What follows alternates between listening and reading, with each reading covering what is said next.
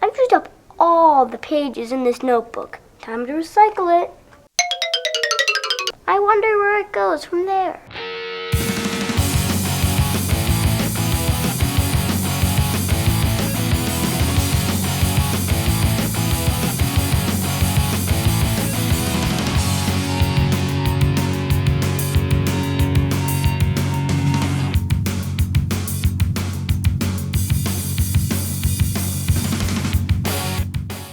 I'm here at the Recycling Services of Florida with Office Manager Dan McRae. Hey, Ben.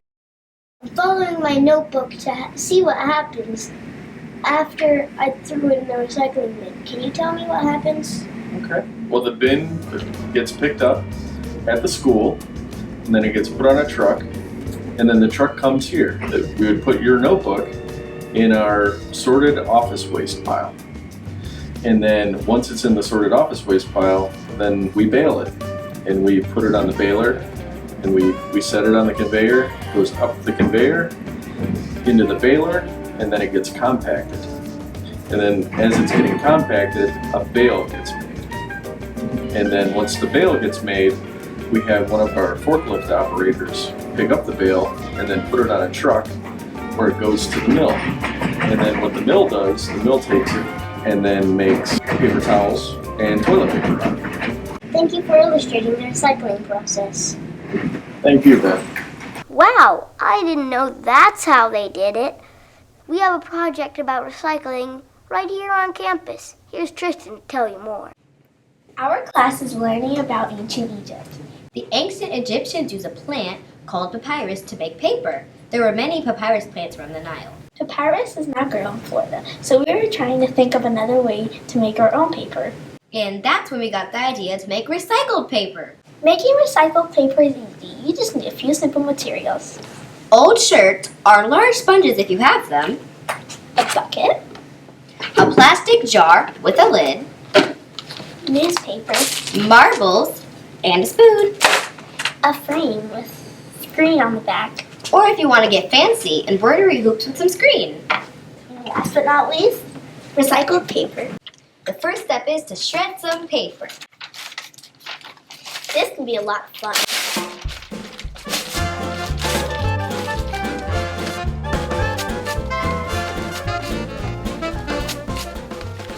Next, add some water. Warm water works best. Make sure you cover all of the shredded paper. This part needs teamwork. Use the spoon to scoop up the wet paper and put it in the jar.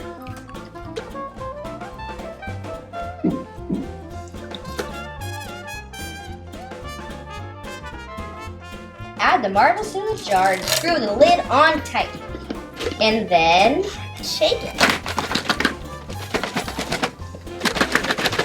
the marbles help break the paper up into a pulp. That's why we shake it. Also, it's fun. Next, pour the pulp into a large bin. Make sure it's big enough for your frame you're going to use. Now let's remove the marbles. First, you have to make sure you have a stack of newspaper. Then, scoop up the pulp. Make sure you get the pulp to cover the whole thing. Shake the frame. Pick up the frame and make sure you drain some of the water out. Then put it on your newspaper. Use the t-shirt or large sponge to plot the water.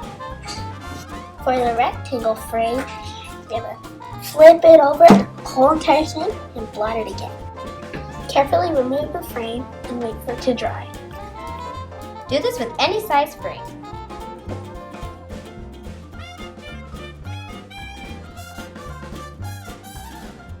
Unscrew the hoop, pick up the frame, remove the other hoop, and blot it again.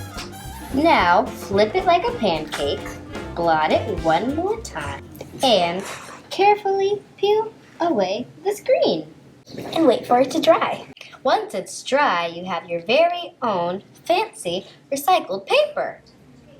Wow, what a great way to recycle and reuse old notebook paper. That's just one way to reuse it. There's also wrapping paper, origami, or my favorite, paper airplanes. Who knew that my notebook could have so many adventures? Time for a new notebook. I wonder where this one has been.